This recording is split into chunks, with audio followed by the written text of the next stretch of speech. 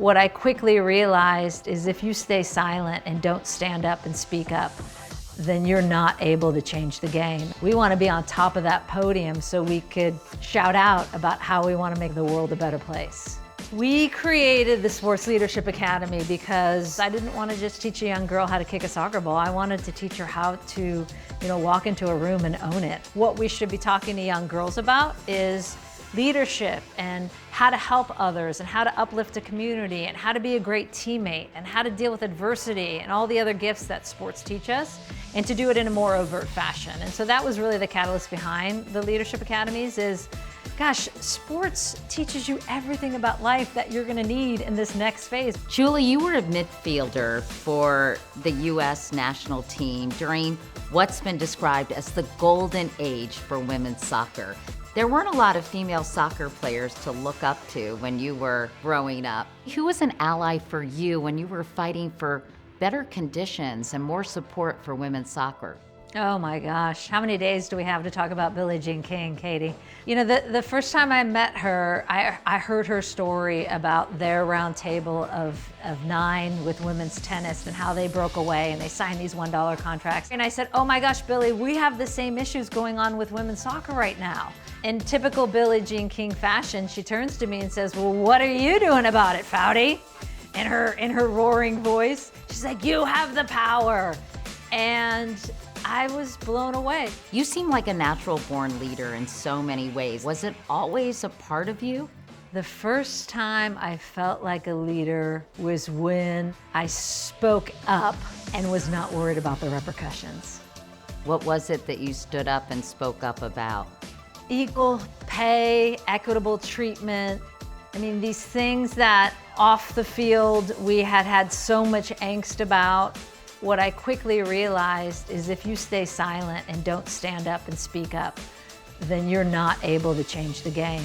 We always as players said, yes, we want to be winning gold medals in Olympics and World Cups, but the thing that mattered to us is that we were leaving the game in a better place, that we were changing the game for that next generation of young girls coming through. At our Leadership Academy, I think the most important message that I hope sinks in with them is that leadership is personal, not positional.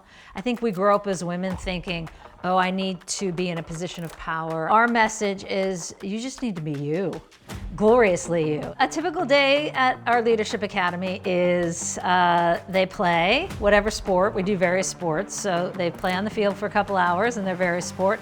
Then we come back and do some type of leadership activity that corresponds with the theme of the day, and sometimes it's team building, and sometimes it's a scavenger hunt, and sometimes it's always some really fun activity that they then debrief. Sometimes it's improv, public speaking, and then we go back and play. So half the day is leadership functions and activities, and the other half is them playing their sport. It's not just about leadership at the Sports Leadership Academy. It is about public service and giving back, isn't it? Absolutely. That's the one thing that we hope they walk away from with our Leadership Academy is we have them come up with their action plan, we call it, for a service project. And so they literally, during the week, map out, here's what I want to do when I go back into my community. And we've had a young woman who started with, I just want to gather, soccer equipment for a coach that she was with, had, connection to a team in Africa, and now she started a whole foundation in Africa